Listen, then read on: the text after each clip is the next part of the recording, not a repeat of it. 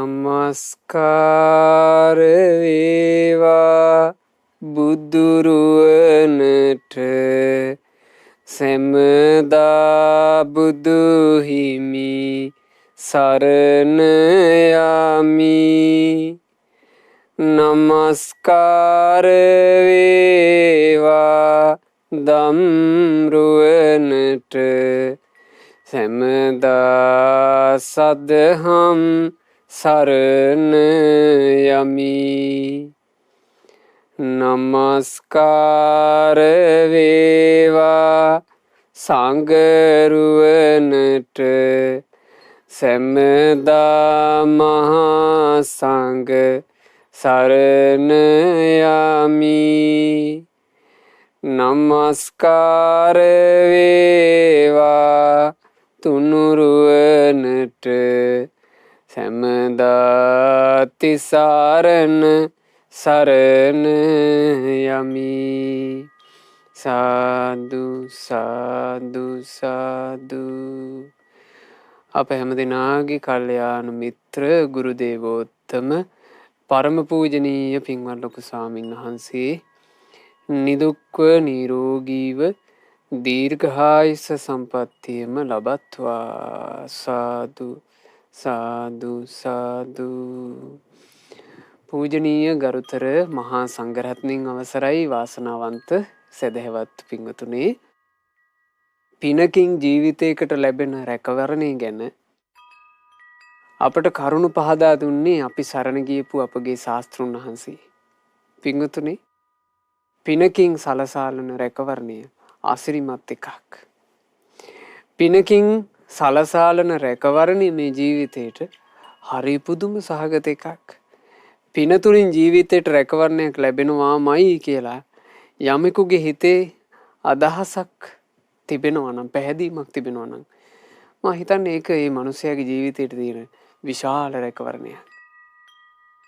අවිනිශ්චිත ජීවිතයක කොයි මොහොතක කරදර කම්කටොළු පැමිණේවිද කියලා කියන්න බැරි ජීවිතයක, තමන්ගේ වසඟයට අනුව පවත්වන්න බැරි ජීවිතයක මිනිසෙකුට පින රැස් කරලා තියෙනවා කියන එක පුදුමාකාර රැකවරණයක්. අද ධර්මයෙන් අපට ගොඩාක් අහන්න ලැබෙවි පින ගැන, පින රැස් කිරීමේ වටිනාකම ගැන, පිනේ මහිමේ ගැන මේ අරුණෝදයෙන් ඔබට අහන්න ලැබෙනවා. පින්වතුනි, හිතවල පින් සිතුවිල්ලක්, දහම් සිතුවිල්ලක්, උදාර සිතුවිල්ලක් ඇති කරගන්න මං මගේ ජීවිතයට පින රැස් කරනවා. මං මගේ ජීවිතයට පෞද්ගලික රැකවරණය පිණිස මා උදෙසා පින රැස් කරගන්නවා කියන අදහස හොඳට හිතේ ඇති කරගෙන අපි අද ධර්මය ශ්‍රවණය කරමු.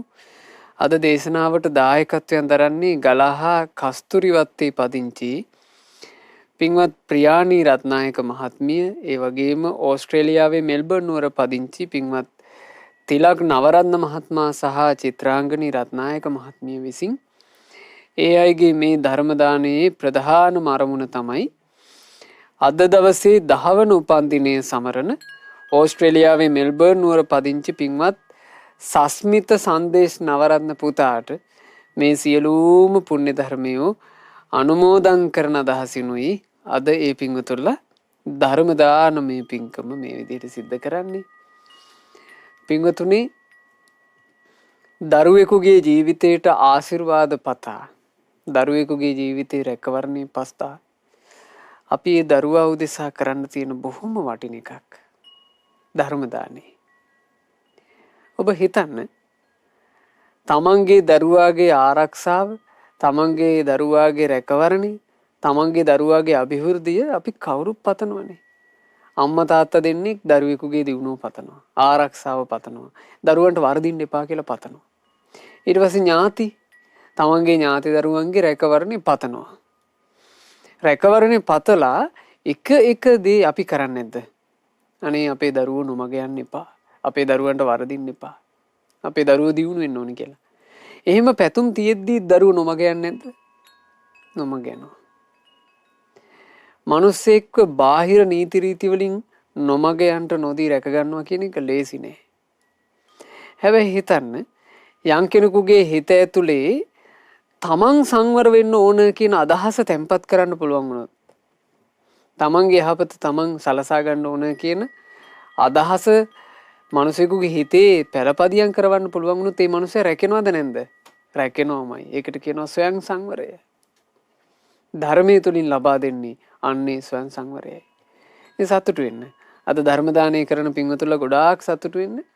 තමන්ගේ දරුවාගේ උපන්දිනේට ආශිර්වාද සෙත් ප්‍රාර්ථනා කරමින් තව බොහෝ දිනෙකට තමන්ගේ ජීවිතයේ ස්වයං සංවරයක් ඇති කර ගැනීම පිණිස හේතු වෙන. තමන්ගේ ජීවිතය දමනය කර ගැනීම පිණිස හේතු වෙන ධර්මයේ දන් දෙන්න ඕන කියලා ඔබ කල්පනා කළේ. පින්වතුනි, ධර්ම දාන ආදිය ජීවිතයට රැස් කර ගන්නට ලැබෙන පින්කම්. දානය කියලා කියන්නේ රැස් කර ගන්න ලැබෙන පිනක්. සිල් රැකීම කියලා කියන්නේ රැස් කර ගන්න ලැබෙන පිනක්. බණ භාවනා කිරීම කියලා කියන්නේ ජීවිතයට රැස් කර ගන්නට හැකි පිනක්. සෑය බෝධිය වන්දනා කිරීම පිනක්. අම්මා තාත්තා දෙන්නට ආදරෙන් උපස්ථාන කිරීම, වැඩිහිටියන්ට ගරු සත්කාර දැක්වීම මේවා පින්. ජීවිතය ඇතුලේ මේ පින අනිත් අයවත් සම්බන්ධ කරගෙන සිද්ධ කරන්න ඕන. මේ බුද්ධ ශාසනයේ මහා ඵල ලැබූ උත්තමයෝ පවා මේ පින රැස් කිරීම ගැන හැමතිස්සෙම ආසා කළා. පිනට අන් අයට අනුබලක් දුන්නා. අපේ මහා කස්සප මහරහතන් වහන්සේ එක දවසක් රජගහ නුවර වීදියේ පිණ්ඩපාතේ වඩිනවා. එදා යම්කිසි කටයුත්තක් පිණිස එකම වයසක සාමාන්‍යයෙන් චූටි ළමයි පිරිස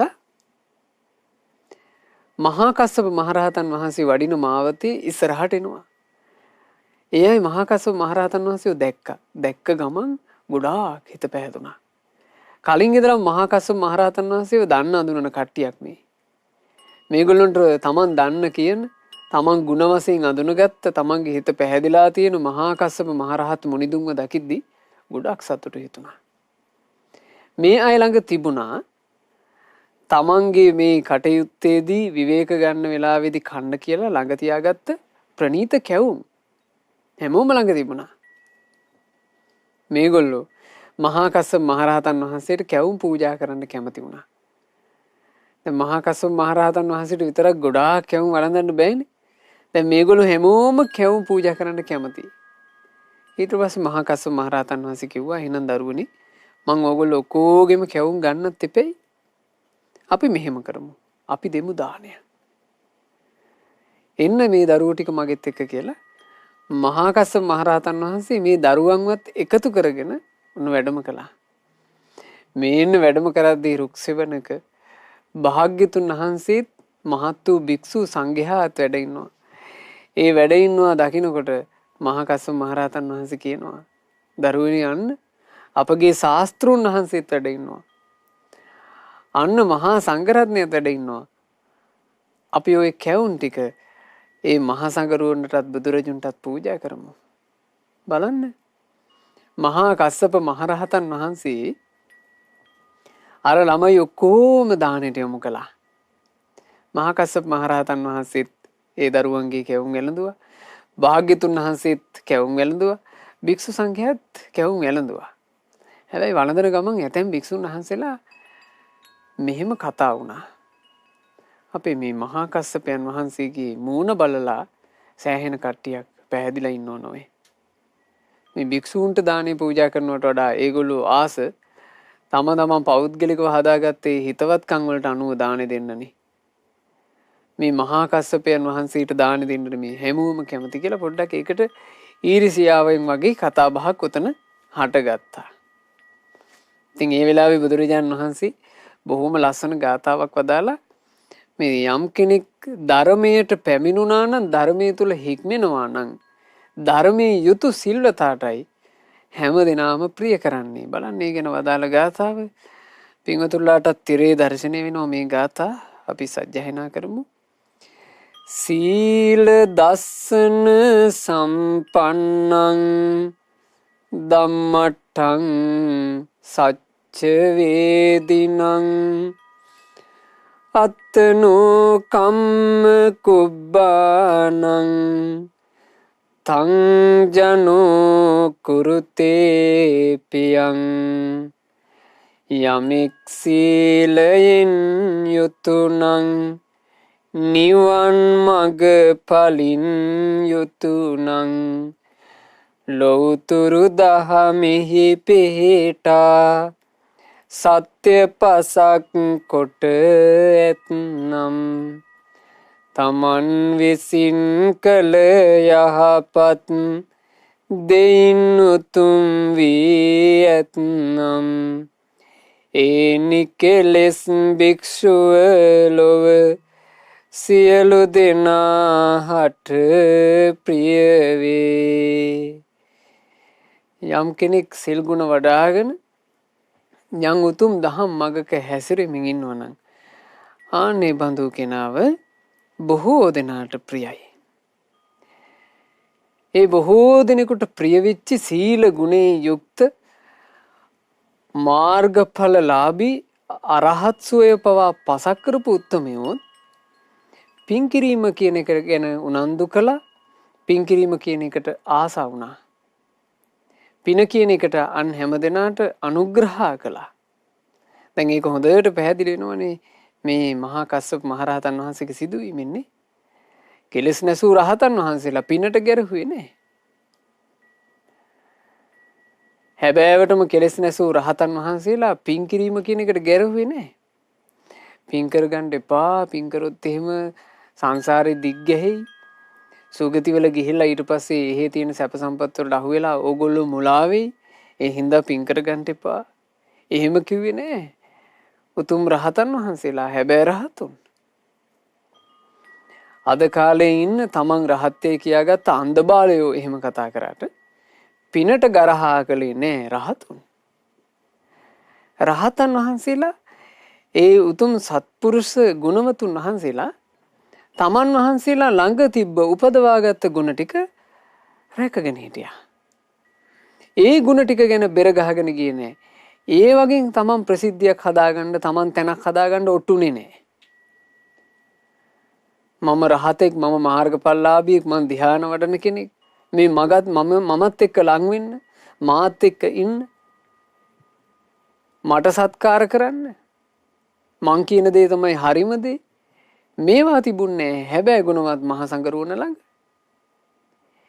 ඒ ගුණවත් මහා සංඝරුවන හැබැයි සත්පුරුෂයන් වහන්සේලා පින් කිරීම ගැන උනන්දු කෙරෙව්වා. යහපතේ හැසිරීම ගැන උනන්දු කෙරෙව්වා. හැබැයි තමුන් ළඟ තියෙන ගුණධර්ම ටික ආරක්ෂා කරගෙන රැකගෙන සංගවාගෙන හිටියා. ඒකට කියනවා අල්පේච්ඡකම. එක ගුණවන්ත භික්ෂුන් වහන්සේ නමක් හිටියා. ඒ භික්ෂුන් වහන්සේට ගොඩාක් ගෝලයෝ හිටියා, ශිෂ්‍යයෝ. මේ ශිෂ්‍යයොත් එක්ක ශිෂ්‍යයන්ට නොඑක් ධර්මයක් කියා දෙමින් භාග්‍යතුන් වහන්සේගේ දහම් පද උගන්වමින් මේ ආචාර්යයන් වහන්සේ කාලය ගත කරනකොට ශිෂ්‍යයන්ට හරිය පුදුමයි. ඒ ආචාර්යයන් වහන්සේ කතා බහ හරි සංවරයි. හරි වැදගත්. ඊටාම හොඳ යෝනිසෝ මනසිකාරයකින් යුක්ත බව දහම් කාරණා තෝරලා දෙනකොට තේරෙනවා. ශිෂ්‍යයෝ හිතුවා එකත් එකටම අපේ ආචාර්යයන් වහන්සේ නම් ගොඩාක් දියුණු කෙනෙක් වෙන්න ඕන. ධර්ම මාර්ගයේ සෑහෙන දියුණුවක් ලැබලා ඇති. මේ ශිෂ්‍යයෝ බලාගෙන හිටියා ආචාර්යයන් වහන්සේකින් ඕක අහගන්න වෙලාවක්. ඔහොම ඉන්නකොට මේ ආචාර්යයන් වහන්සේට අනපේක්ෂිත විදිහට මරණාසන්න රෝග පීඩාවක් හටගත්තා. දැන් ඉතින් යහනේ වැතිරිලා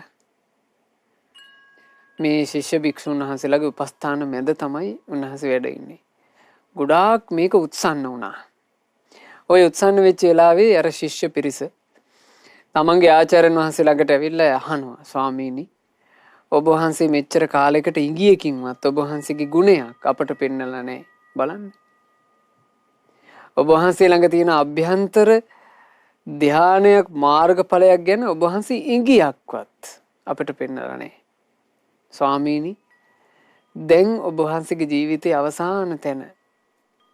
ස්වාමීනි අපි දැනගන්න සතුටුයි ඔබ වහන්සේගේ ජීවිතයේ යම් මේ අභ්‍යන්තර වශයෙන් විශාල දියුණුවක් තියෙනවනම් ස්වාමීනි අපට කියන්න කිව්වා.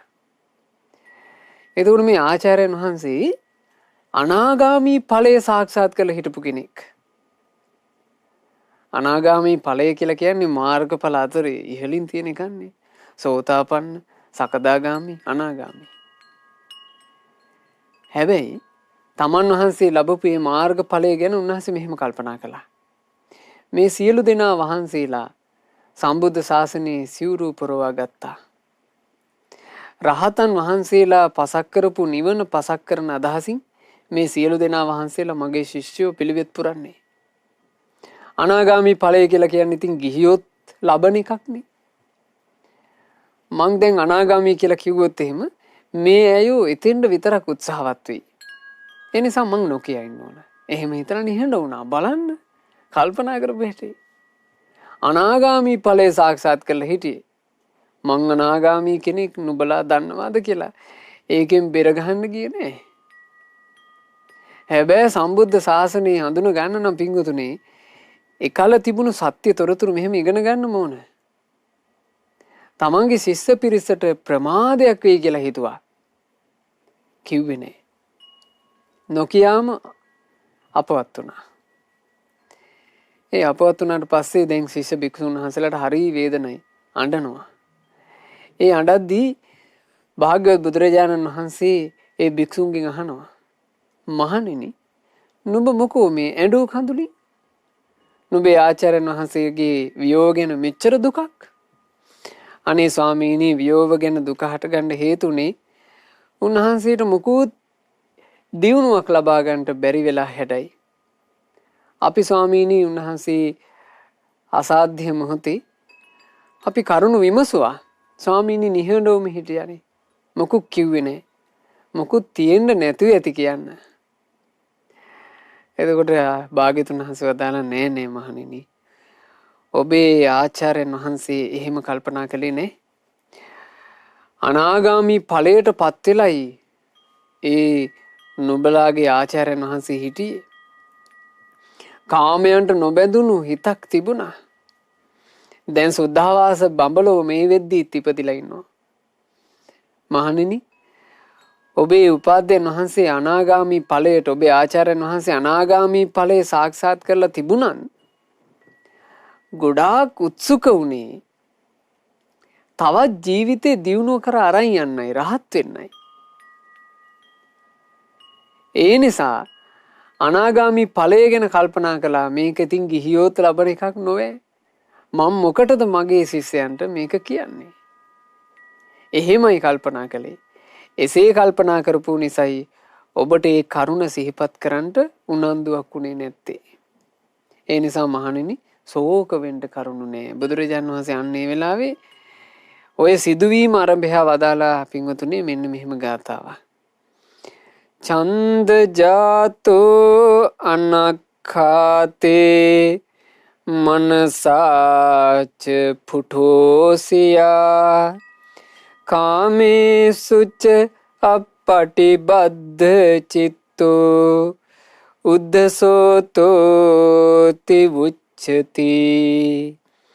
නිවන් දකින්න ආසාවෙන් ලෝකෙට නොකියා සිටියද වඩනා විට එනිවන් මග සිතින් පසක් කරන්නේය. කාම ලොවේ අරමුණුවල නොබැඳී ගිය සිතින් යුතුව බඹලොව උපතට යන්නා උඩට යති කියන්නේය. එතකොට පින්වතුනි අපිට මේකෙන් හොඳට තේරෙනවා ඒ කාලේ වැඩ හිටපු සැබෑම රහතුන් සැබෑම මගඵලලාභීන් පවා ධර්මයේ තුල තමන්ගේ ජීවිතේ රැක ගැනීම පිණිස උවමනා කරන පින්දහම් කුසල් දහම් ගැන දේශනා කළා. ඊළඟට ධර්මයේ දියුණු කරන්නේ කොහොමද කියන එක ගැන බුදුරජාන් වහන්සේ වදාළ පිළිවෙලට දහම් කතාව කළා. හැබැයි තමන්ගේ ගුණ ධර්ම ගැන කියාගෙන බෙරගසාගෙන ගියපු එකක් මේ ශාසනයේ තිබිලා නැහැ. ශාසනයේ හැබැයි උත්තමයෝ තුල තිබිලා නැහැ. අන්ධ බාල පෘථග්ජන පිරිස ළඟ තිබුණා මේ ශාසනයට සම්බන්ධ වෙලත් කිසි දියුණුවක් ලබා ගන්න බැරුව ලාභ සත්කාර පෙරට කරගත්ත ඈයන්ගේ ඒ ජීවිතවල ඒ කාලෙත් ඕක තිබුණා. තමන්ට ලාභ සත්කාර උපදවා ගැනීම උදෙසා තමන් වටේ පිරිසක් හදා ගැනීම උදෙසා සමහරවිට තමන් ළඟ නැති මාර්ගඵලත් නැති දියුණුවක් ගැනත් කියාගෙන ගියපු අවස්ථා. දැන් අද වෙනකොට එහෙම දේවල් කොච්චර තියෙනවද? ඒ නිසා අපි ඉතින් හොඳ කල්පනාවකින් තමයි මේ ජීවිතය තුළ හරියට සත්පුරුෂයා අඳුනගෙන හරියට කල්යාණ මිත්‍රයා අඳුනගෙන අපේ ජීවිතයට රැකවරණයක් හදාගත යුත්තේ. මේ ජීවිතයට රැකවරණය කියන එක ගත්තහම පිංගුතුනේ ඒ ගැන මෙහෙම තේරුම් ගන්න. සංසාර ගමනේ විඳෝ යන මේ ජීවිතයට තියෙන රැකවරණය තමයි ධර්මයේ තුරට පැමිණි කෙනෙක් බවට පත්වීම.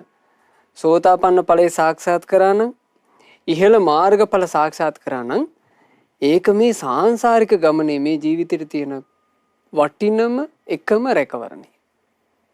අපි හිතමු කෙනෙක් සෝතාපන්න ඵලයේ සාක්ෂාත් කරන්න ඉහළ මාර්ගඵල සාක්ෂාත් කරන්න කැමැත්ත තිබූ පමණට කැමැති වෙන වේගයකට පුළුවන් ද පින්වතුනි මේ මාර්ගඵල සාක්ෂාත් කිරීම ධර්මයේ තුල දියුණුව කරා යෑම කරන්න හැකියාවක් නැහැ. අපි අදහසක හිටි පමණින් ඒ අදහසට පුළුවන්කමක් නැහැ අපේ ජීවිතේ දියුණු කරලා දෙන්න. ඒ උදෙසා ඉන්ද්‍රිය ධර්ම මෝරන්න ඕන.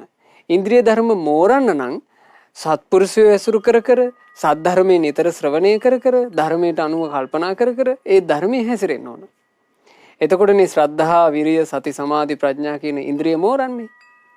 එහෙමනම් ඒක තමයි අපිට තියෙන එකම රැකවරණය. අපේ මේ සාංශාරික ගමනට. හැබැයි ඔය කටයුත්ත කර ඉද්දී මේ ජීවිතේට හානියනවා කියන එක සිද්ධ වෙන්න බැරි දෙයක්ද? අපි ඔය උදෙසා කැපවෙමින් ඉද්දීම ජීවිත හානියෙන්න බැරිද? ඕන තරම්. අපට අහන්න ලැබෙන්නේ නැද්ද? අපට දකින්න ලැබෙන්නේ නැද්ද කොච්චරවත්? දැන් මේ ලෝකයේ මිනිස්සු මැරෙන විදි ගැන කතා කරලා තියෙන පින්වතුනි අපිට පැයකින් හමාරකින් කතා කරලා ඉවර කරන්න පුළුවන්ද මැරෙන විදි? කොච්චර තියෙනවද? රටවල් වල අපි බලපුවාම මෙන්න හොඳට මිනිස්සු මේ ජීවිත ගත කරනවා බිල්ඩින් වල එකපාර භූකම්පන එනවා මෙන්න බිල්ඩින් පිටින් සමතලා වෙනවා. ඒවට යට වෙලා මිනිස්සු මැරෙනවා. හදිසි අනතුරු වෙනවා. වසංගත රෝග එනවා. වෙන දරුණු රෝග එනවා. මිනිස්සු මැරිලා යනවා. අමනුෂ්‍යයන්ගේ ප්‍රශ්න එනවා. මිනිස්සුયો එක ආපදා කරනවා. මෙන්න මිනිස්සු මැරිලා යනවා.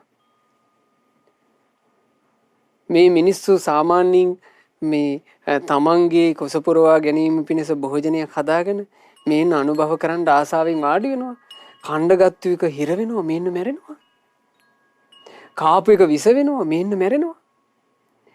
මෙහෙම ජීවිතේ මරණය කියන එක සම්බන්ධයෙන් කතා කළොත් එහෙම නිශ්චිත බවක්. මරණය කියන එක නිශ්චිත ඇරෙන්න මරණය සම්බන්ධයෙන් නිශ්චිත කතාවක් අපිට කියන්න පුළුවන්ද? අසවල් කාලයේදී මැරේ. අසවල් අයුරින් මැරේ. අසවල් වයසේ අය විතරක් මැරේ. අපිට මෙහෙම කියන්න පුළුවන්ද? එහෙම කතාවක් නෑ. අනපේක්ෂිත මොහොතක ජීවිතේට මරණය එනවා. ජීවිතේට මරණය පැමිණෙද්දී අපිට මෙලොවින් පරලොවකට යන්න සිද්ධ වෙනවා. සංසාර බන්ධන සසරට බැඳලා තියෙන ක්ලේශ බන්ධන තියෙන තාක් අපේ කැමැත්තකට බෑ සංසාරයෙන් අපිට නිදහස් වෙලා යන්න. මෙතනින් මේ මොහොතේ අපේ පණ කෙන්ද නැතුව ගියොත් අපි එසැනින්ම උපදිනවා යම් තැනක. ඒ උපදින්නේ අපේ කැමැත්තකට අනුව ඇප්ලිකේෂන් දාලා නෙමෙයි, ඉල්ලුම් පාත්‍ර දාලා නෙමෙයි. ඒ උපත කරා යන්නේ පිංගුතුනි කර්මානුරූප ගමනක්. තමන් සිත කය වචනින් රැස් කළේ කුමක්ද කියන එක මෙලොවින් පරලොව යන ගමනට බලපානවා. ඒ නිසා ජීවිතේට පින කියන කර්මය රැස් කරලා තිබීම, කයින් පින් කිරීම, වචනයෙන් පින් කිරීම, සිතින් පින් කිරීම මේ ජීවිතේ කොයි මොහොතක අහිමි වුණත් ජීවිතයට විශේෂ රැකවරණයක් සලසා දෙන දෙයක්. එහෙමයි අපි තේරුම් ගන්නේ පින ගැන සහ ධර්මයේ හැසිරීම ගැන. හොඳට ඔක වටහාගෙන තියාගන්න, හදවතේ තැම්පත් කරගෙන තියාගන්න. මේ අසත්පුරුෂයන්ගේ කතාවලින් මුලා නොවන තරමට ඔබ මේක හිතේ තැම්පත් කරගෙන තියාගන්න. මොකද පිනමයි රැකවරණය අපිට. ඒ පින රැස් කිරීම කියන එක මනුස්සයාගේ ජීවිතයේ අයහපත පිණිස හේතු වෙනවා කියලා යම් වචනයක් ඇද්ද? ඒක බුදුරජාණන් වහන්සේට අපහාස කිරීමක්. පින් රැස් කිරීමෙන් කවදාවත් මිනිසෙකුට අයහපතක් වන්නේ නැත. සංසාර ගමනේ ගමන් කරන සත්වෙකුට පින් කිරීමෙන් කවදාවත් අයහපතක් සිද්ධ වෙන්නේ නැත. ඒ නිසාම මේ සම්බුද්ධ ශාසනේ උතුම් අරහත් සුවය පසක් කරපු ඒ මහා රහතන් වහන්සේලාත් නොඑක් ආකාරයෙන් මේ මිනිස්යාව පිනටම උරන්දු කරා. අපි ගත්තොත් සම්බුද්ධ ශාසනයේ භාග්‍යවත් බුදුරජාණන් වහන්සේට පස්සේ එරදී බලයෙන් අගපත් වෙච්ච උත්තමයා අපේ මහා මොග්ගල්ලාන මහරහතන් වහන්සේ. මේ සම්බුදු සසුනේ ශ්‍රාවක සංඝයා ගැන කතා කරනකොට අපිට මුලින්ම සිහිපත් වෙනවා සාරිපුත්ත මහරහතන් වහන්සේ. ඊළඟට සිහිපත් වෙන්නේ කවුරුන්ද? මහා මොග්ගල්ලාන මහරහතන් වහන්සේ. ඒ මහෝත්තමයා. එරදී බලයෙන් නිතර දෙව්ලොව වඩිනවා.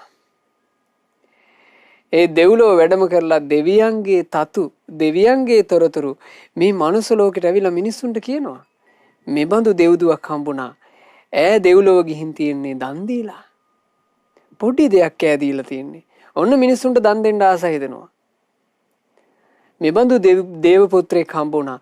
ඒ දේව පුත්‍රයා දෙව්ලොව ඉපදිලා තියෙන්නේ පන්සිල් පද ආරක්ෂා කරලා. මිනිසුන්ට සිල් රකින්න ආස හිතෙනවා. මෙහෙම නොඒක ආකාරයෙන් මුගලන් මහරහතන් වහන්සේ පින ඉස්මතු කරවන්න ඒ දෙව්ලොව කරපු චාරිකා සම්බන්ධයෙන් තොරතුරු විමානවත්තු කියන උතුම් පොත් වහන්සේගේ අන්තර්ගත වෙනවා. පින්වතුන්ලා හැම දිනාට කියවන්න පුළුවන්. ඉගෙන ගන්න පුළුවන්.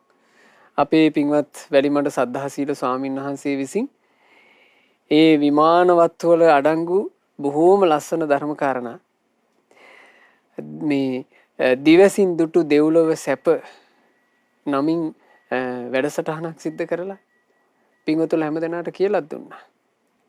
ඒ දේශනා යලිත් ශ්‍රවණය කරන්න කැමති පින්වතුන්ට අදටත් පුළුවන් ඕන නම් ශ්‍රද්ධා ටීවී YouTube නාලිකාවට ගිහිල්ලා ඒ ධර්මයන් ශ්‍රවණය කරන්න.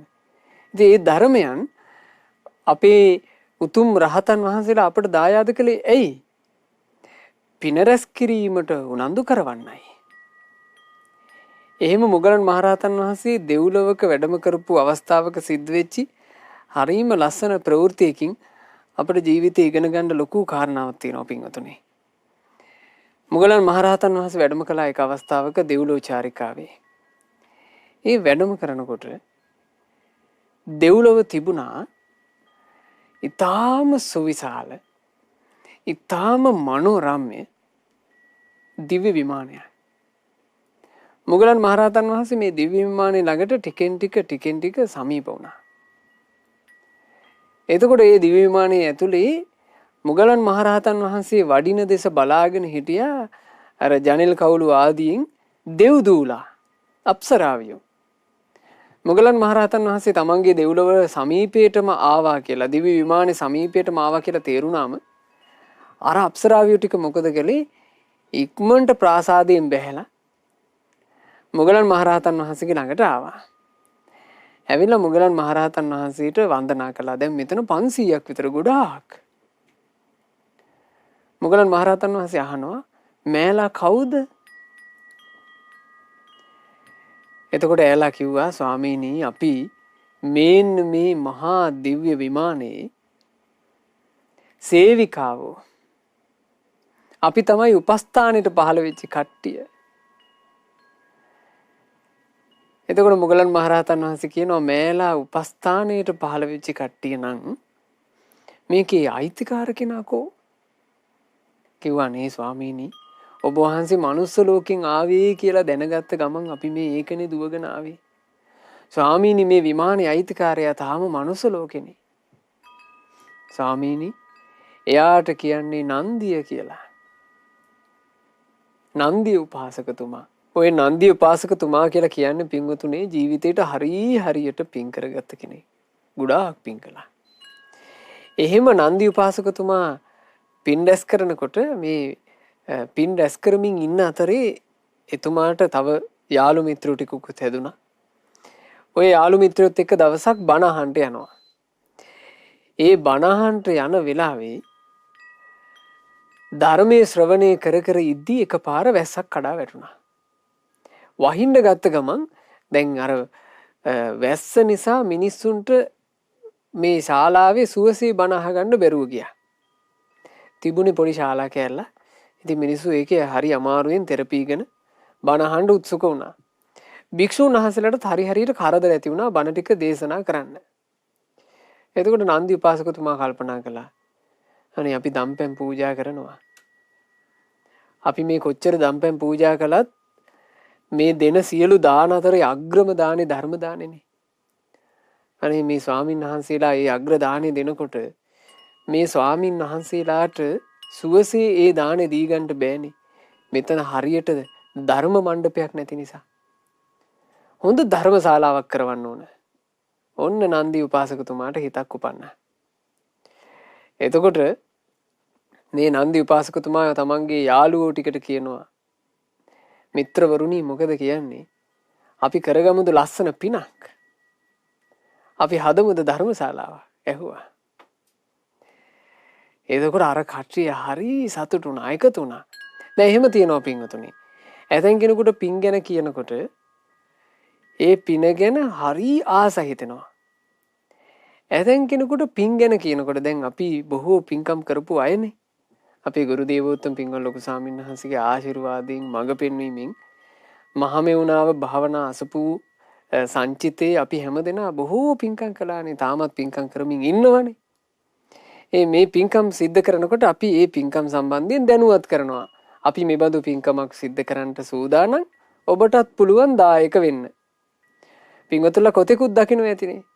දායකත්වයෙන් දරා ගැනීමේ අවස්ථා දායකත්වයෙන් ලබන්නට පුළුවන් හැකියාවල් ගැන අපි දැනුවත් කරනවා. මේ ධර්ම දානවලට උනත් ශ්‍රද්ධා රූපවාහිනියෙන් දවසේ කොයිතරම් වෙලාවක් වෙන් කරනවද ධර්ම දාණයට ඔබට සම්බන්ධ වෙන්න පුළුවන් කියන දැනුවත් කිරීම උදෙසා අපි දැනුවත් කරනවා. මේ අංකවලට කතා කරලා ඔබටත් සම්බන්ධ වෙන්න පුළුවන්.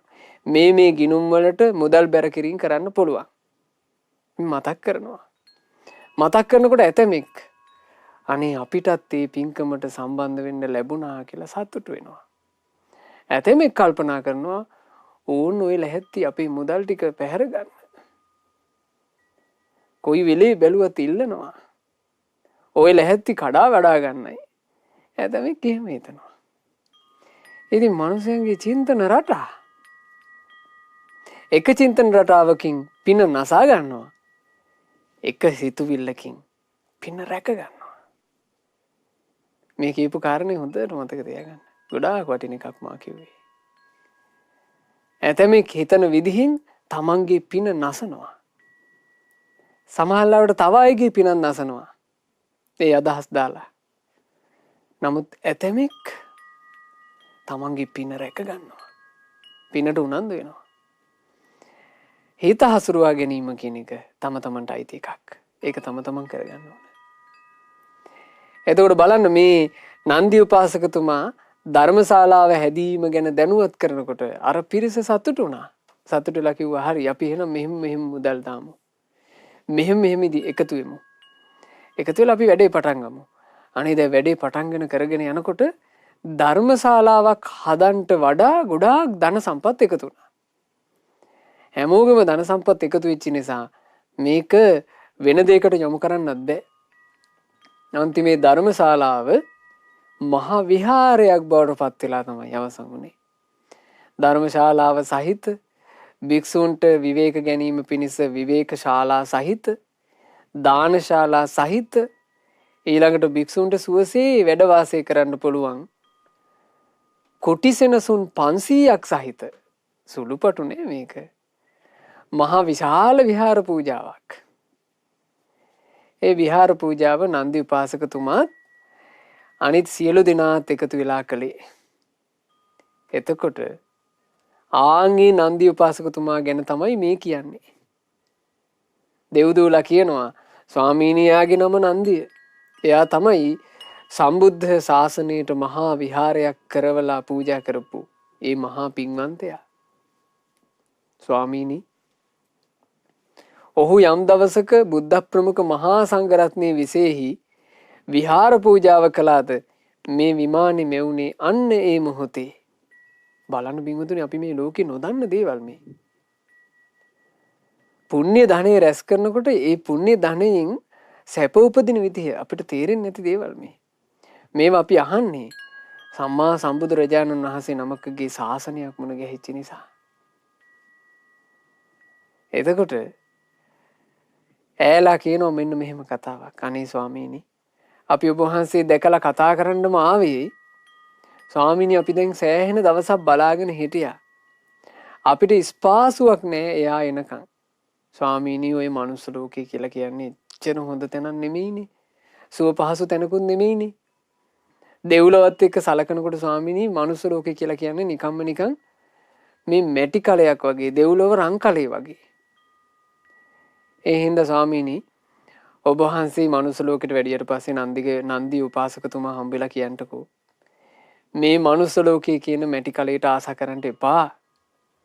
ආන්න දෙව්දූලා බලාගෙන ඉන්නවා. ඒ නිසා මනුස්ස ලෝකේ අත්හැරලා ඉක්මනට දෙව්ලොවට එන්න කියලා අපි කිව්වා කියන්නේ. දැන් මේ දෙව්දූලා ඒ දේව පුත්‍රයෙක් බවට පත් වෙනා නන්දි එනවට ආසාවෙන් හිටියේ.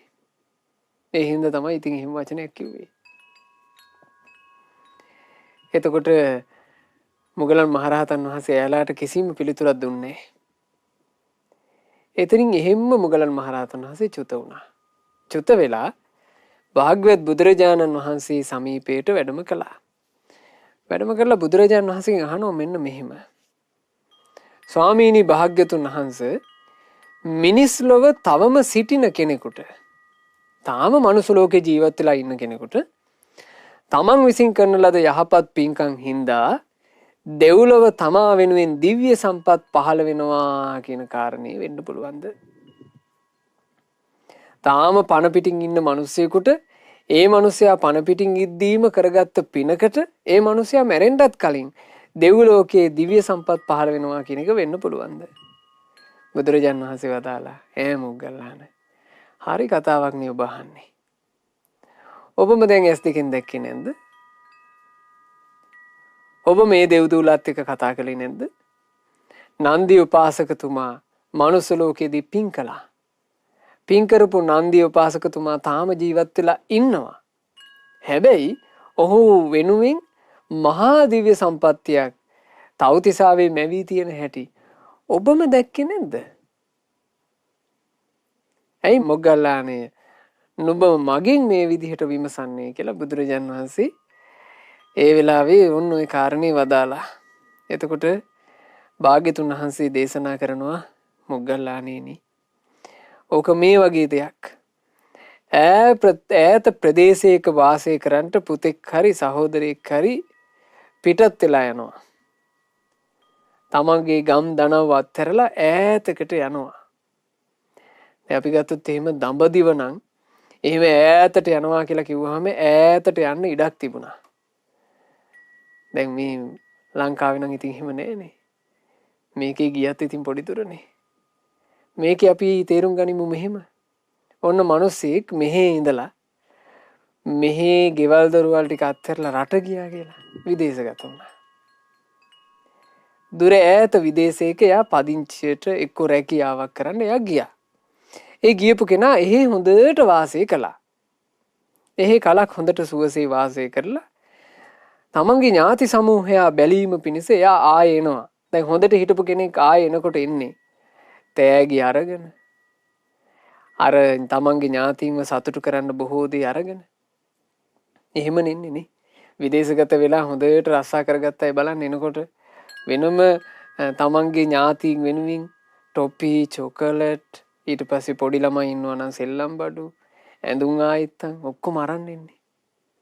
ඒ අරගෙන එනකොට ඔන්න දැන් මේ කාලේ නම් කෝල් එකක් දීලා කියනවා මම එනවා අසවල් දවසේදී එනවා.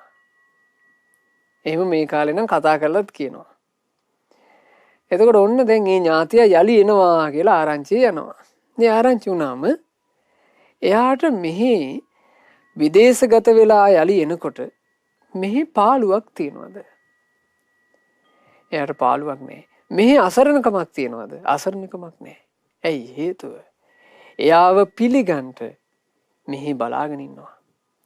අපි හිතමු පින්වතුනි අපි මෙහෙන් පිට වෙලා අපි දන්නේවත් කියන්නේවත් නැති විදේශ රටකට ගිහින් බහිනවා.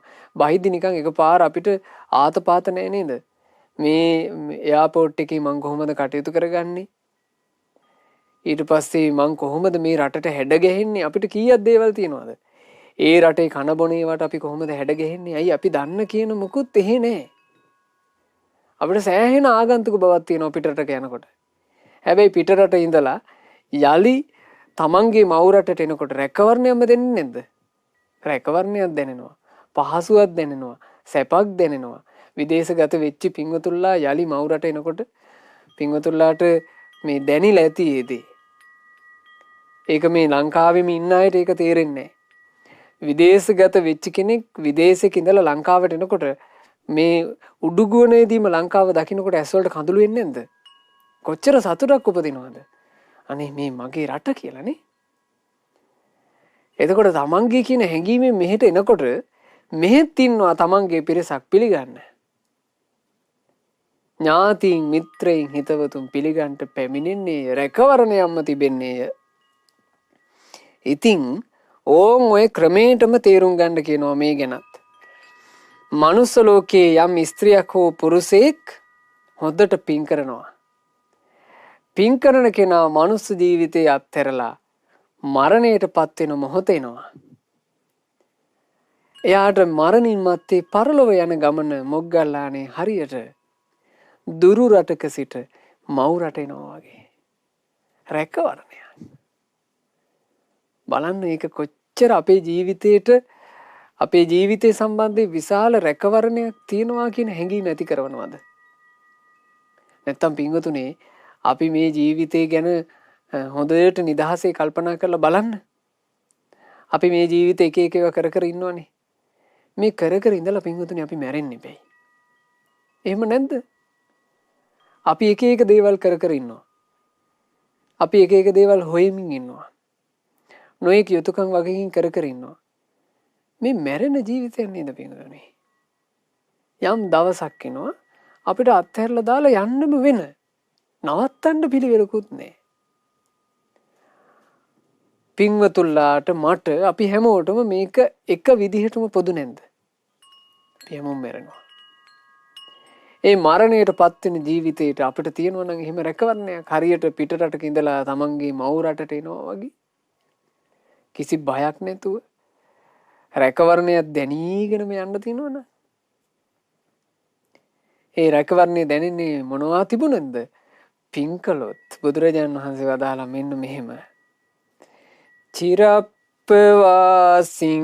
පුරිසං දූරතෝ සොත්තිමාගතං ඥාතිමිත්තා සුහජ්ජාච අභිනන්දන්තියාගතං බොහෝ කලක් දිවි ගෙවා පිට රට නැවත සුවසේ ගෙදර එන විට සුහද වූනේ මිතුරු හැම දෙන පිළිගනිති ඔහු වැළඳ සතුටින තතේව කත පුඤ්ඤම්පි අස්මාලෝකා පරංගතං පුඤ්ඤානි පතිගන්හන්ති පියඤ්ඤාතිව ආගතං මෙලොව පින් රැස් කළ තැනැත්තා එලෙසින්ම පරලොවට යන විට පිනම එයි ඔහු වැළඳ ගන්නට දුරු රටින් ආ කෙනා දැකුමට ඥාති මිතුරන් පැමිණි විලසට. දුර රටක ඉඳලා ආපු තමන්ගේ ආදර ඥාතියා පිළිගන්න අනිත් ඥාතින් බලන් ඉන්නවා වගේ මෙලොවින් පරලොවට යද්දී පින්වන්තයෙක් පින් කරපු කෙනෙක් දන් දීලා පින් කරපු කෙනෙක් සීල් රැකලා පින් කරපු කෙනෙක් බණ භාවනාවෙන් පින් කරපු කෙනෙක් අම්මා තාත්තට උපස්ථාන කරලා පින් කරපු කෙනෙක් වැඩිහිටියෝ පුදලා පින් කරපු කෙනෙක් සෑය බෝධිය වැඳලා පින් කරපු කෙනෙක් අන්න එසේ පින් කරපු කෙනෙක් මෙලොවින් පරලොවට යද්දී පුඤ්ඤානි පතිගන්හන්තු වැළඳ ගන්න පිළිගන්න ඉන්නේ පිනයි පියං ඥාති වාගතං. ඒ නිසා හොඳට මතක තියාගන්න මේ අර්ථය මතක තබාගෙන පින්වතුනි පිනට ආස කරන්න. ඔබව පිළිගන්න එන්නේ ඔබේ පිනයි. ඒ උදෙසා ඔබ පිනක් රැස් කළ යුතුමයි. ඒ නිසා හොඳට පින් රැස් කරගන්න පිනට ආසා කරන්න. නන්දි උපාසකතුමා නිසයි බුදුරජාණන් වහන්සේ මේ ලස්සන ගාථා ද්විත්වයේ වදාළේ. නන්දි උපාසකතුමා යම් දවසක කාලක්‍රියා කළාද ඒ කලුරිය කරන කල්හි මෙලොව අත්හැරලා පරලොව යද්දී ඔහුගේ පින ඔහුව පිළිගන්නට පෙරට පැමිණුණා. මේ වෙනකොටත් නන්දිය දේව පුත්‍ර තව්තිසාවේ ඔහුගේ දෙව් භවනේ ඉපදී තවත් බොහෝ පින් රැස් කර කර ධර්මයේ හැසිරීමෙන් සතුටින් ඉන්නවා. රැකුණා ඒ ජීවිතේ. අවුරුදු කීපයක් මනුස්ස ලෝකේ ගත කරලා යනකොට ඒ ජීවිතේ රැකුණා. ගොඩාක් දෙනෙකුගේ ජීවිතේ රැකෙන්නේ. අපිට අවුරුදු 80ක් වගේ පොඩි කාලයක් තියෙනවා. ඒ පොඩි කාලය ඇතුලේ මේ ජීවිතේ අත්හැරලා යන්න වෙනකොට ජීවිතේ රැකගෙන යන්න ඒ සඳහා උත්සුක වෙන්න. අපි හැමදිනාට ගෞතම බුදුරජාණන් වහන්සේගේ ශාසනය මුණ ගැහිච්චි මේ දුර්ලභ මනුස්ස ජීවිතය තුළ අප හැමදිනාගේ ජීවිතවලට රැකවරණයක් සලසා ගැනීමේ වාසනාව ලැබේවා. සාදු සාදු සාදු. රැස් කළා වූ සියලුම පින් සියලු දෙවියෝ සතුටින් අනුමෝදන් වෙත්වා. ගටිකාර බ්‍රහ්ම රාජයා ප්‍රධාන සියලු බ්‍රහ්ම කායික දෙවිවරුත් සක් දෙවිඳුන් ඇතුළු සියලු සදෙව් ලෝකවාසී දෙවිවරුත් ලංකා භූමිය සුරකින සුමන සමන් දෙවියන් ප්‍රධාන ඒ සියලු දෙවිවරුත් අපගේ ඉෂ්ඨකාමී වූ හිතකාමී වූ සියලු දෙවියෝ සතුටින් පින් අනුමෝදන් වෙත්වා. දෙවියෝ පින් අනුමෝදන්ව දිව්‍ය සැපින් වැඩෙත්වා අපව ආරක්ෂා කරත්වා. දෙවියෝද සසර දුකින් අත මිදේවා. සාදු සාදු සාදු. රැස් කරපු සියලු පුණ්‍ය ධර්මයන්ගේ අනන්ත පුණ්‍ය ආශිර්වාද බලය අපගේ ගුරු දේවෝත්තම පරම පූජනීය පින්වත් ලොකු ස්වාමීන් වහන්සේට සැලසේවා. ගුරු දේවයන් වහන්සේ නිදුක්ව නිරෝගීව දීර්ඝායුෂ සම්පන්නියම ලබත්වා. සාදු සාදු සාදු. අද මේ ධර්ම දානය සිද්ධ කළේ විශේෂයෙන් 10 වෙනි උපන්දිනය සමරන ඕස්ට්‍රේලියාවේ මෙල්බර්න් නුවර පදිංචි පින්වත් සස්මිත සංදේශ නවරත්න පුතාට ආශිර්වාද කරන අදහසින් රැස් වූ ධර්ම දානමය පින ඒ පුතාට අනුමෝදන් වෙත්වා. ඒ පිනේ ආශිර්වාදේ පුතාට සැලසෙත්වා. රත්නත්‍රයේ ආශිර්වාදයත් සියලු දෙවියන්ගේ ආශිර්වාදයත් සැලසිලා තමන්ගේ අධ්‍යාපන කටයුතු ආදිය ਸਰව ප්‍රකාරයෙන් සාර්ථක කරගන්නට ඒ පුතාට වාසනාව ලැබෙත්වා. බුදුරජාණන් වහන්සේගේ සරණ ලැබූ ශ්‍රාවක පුතෙක් බවට පත් වෙලා මේ සම්බුද්ධ ශාසනය තුල තමන්ගේ ජීවිතයට රැකවරණයක් සලසා ගැනීමේ වාසනාව ලැබේවා. අපි සස්මිත සංදේශ නවරත්න පුතාට සෙත් පතනවා. කිසි කලෙකත් පාප මිතුරන්ගේ ඇසුරට නොවැටි කල්යාණ මිත්‍ර ඇසුරේ තමන්ගේ ජීවිතේ රැකගන්න දරුවෙක් බවට පත් වෙන්න වාසනාව ලැබෙත්වා. රැස් කරපු සියලුම පුණ්‍ය ධර්මයෝ මීට වසර 20කට ඉහතදී මිය පරලෝ යන්ට යෙදුණු කිරිනේරි සප්පුහාමි සීයාටත් වර්ෂ 7කට ඉහතදී මිය පරලෝ යන්ට යෙදුණු පින්වත් ප්‍රේමාවතී අත්තම්මාටත් අද ධර්ම දානය සිදු කරන ඒ සියලු දෙනාගේ නමින් ප්‍රියානි රත්නායක මහත්මියගේ නමින් තිලක් නවරත්න මහත්මයාගේ නමින් චිත්‍රාංගනී රත්නායක මහත්මියගේ නමින් සස්මිත සංදේශ පුතාගේ නමින් මේ ගිය සියලු ඥාතීන්ට පින් අනුමෝදන්ව ඥාතීන්ගේ පරලෝ ජීවිත සැපයටම පත්වෙත්වා. ඉක්මන් භවයකදීම සසර දුකින් අත මිදේවා කියන අදහසින් පින් අනුමෝදනා සිදු කරමු. දැනට ඕස්ට්‍රේලියාවේ සිට අධ්‍යාපන කටයුතු වල නියැලෙන පින්වත් මොවින්දී රත්නායක දුවට සියලු පින්වල ආශිර්වාදයෙන්, තිරුවනේ ආශිර්වාදයෙන්, දෙවියන්ගේ ආශිර්වාදයෙන් ඒ අධ්‍යාපන කටයුතු ਸਰව ප්‍රකාරයෙන් සාර්ථක කරගන්න ලැබෙත්වා කියලා අපි ආශිර්වාද ප්‍රාර්ථනා කරනවා. සෙහස්නා මෙත්සදී අකිහිලේෂ් නේතක දේමික රත්නායක හිමන්ති රත්නායක චෙනුක සස්මිත ෂනුලි නවරත්න මිරෝන් නවරත්න සහ නවිදු තේනුවර යන ඒ දූ දරුවෝ සියලු දෙනාට මේ සියලුම පුණ්‍ය ධර්මයෝ අනුමෝදන් වෙත්වා. අද උපන්දිනයේ සමරන පින්වත් සස්මිත සංදේශ නවරත්න පුතාටත් ඒ සියලු දරුවන්ටත් මේ සියලු පුණ්‍ය ධර්මයෝ අනුමෝදන් වෙලා තමන්ගේ ජීවිත ਸਰව ප්‍රකාරයෙන් සාර්ථක කර ගැනීම පිණිස දරුවෝ හැමදෙනාගේ ජීවිතයට කල්යාණ මිත්‍ර ඇසුර නිතර ලැබෙත්වා. පාප මිත්‍රයන්ගේ ඇසුරට නොවැටෙත්වා. තෙරුවන් සරණ ගියපු බුදුරජාණන් වහන්සේගේ ශ්‍රාවක දරුවෝ බවට පත් වෙලා දරුවෝ හැමදෙනාට ගෞතම සසුනේ පිළිසරණ ලබා ගන්නට වාසනාව ලැබෙත්වා කියලා අපි ආශිර්වාද කරනවා, සිත පතනවා. සුජීවත්ව සිටින රම්බණ්ඩා රත්නායක, පොඩිමැණිකේ රත්නායක, ඉන්දිරාණී ආර්යවතී, කහවත්තේ ගෙදර නවරත්න යන ඒ දෙමාපියන්ට සියලු පින් අනුමෝදන් වෙත්වා. සහෝදර සහෝදරියන්ට පින් අනුමෝදන් වෙත්වා. ධර්ම දානය සිද්ධ කරන ගලහ කස්තුරිවත්තේ පදිංචි ප්‍රියානි රත්නායක මහත්මියට, ඕස්ට්‍රේලියාවේ මෙල්බර්න් නුවර පදිංචි පින්වත් තිලක් නවරත්න මහත්මයා සහ චිත්‍රාංගනී රත්නායක මහත්මියට මේ හැම පිනක්ම අනුමෝදන් වෙලා ඒ පින්වතුන්ලගේ ජීවිතවල රැකී ආරක්ෂා, දූ දරු මුණුපුරු මිනිපිරියන්ගේ අධ්‍යාපන කටයුතු සාර්ථක කරගෙන දියුණු කරගෙන සැනසෙල්ලේ ජීවිත ගත කරන්න ලැබේවා. ජීවිතයට යම් මේ නොපෙනෙන මේ පෙනෙන නොපෙනෙන බාධා වේ නම් ඒ හැම බාධා කරදර තෙරුවනේ ආශිර්වාදයෙන්, මේ පින්වල ආශිර්වාදයෙන් දුරින්ම දුරු වේවා. පින්වතුන් හැමදෙනාට සුවසේ තමන්ගේ ජීවිතය ගත කිරීමට අවකාශ ලැබෙත්වා. ධර්ම දානය සිදු කරපු පින්වතුන්ලාටත්, ශ්‍රද්ධා මාසික ධර්ම දාන සමාජික පින්වත් හැමදෙනාටත්, ඒ වගේම ශ්‍රද්ධා රූපවාහිනියේ කාර්ය මණ්ඩලයේ සියලු දෙනාටත්, සුපින්වත් ඔබ හැමදෙනාටත් ගෞතම සාසනය තුලම ධර්මාවබෝධයෙන් සැනසීමේ වාසනාව ලැබෙත්වා. හැමදෙනාටම තෙරුවන් සරණයි. නමෝ බුද්ධාය. මෙවැනි වටිනා ධර්මදේශනා ශ්‍රවණය කිරීමට ශ්‍රද්ධා ටෙලි YouTube චැනලය සබ්ස්ක්‍රයිබ් කරන්න.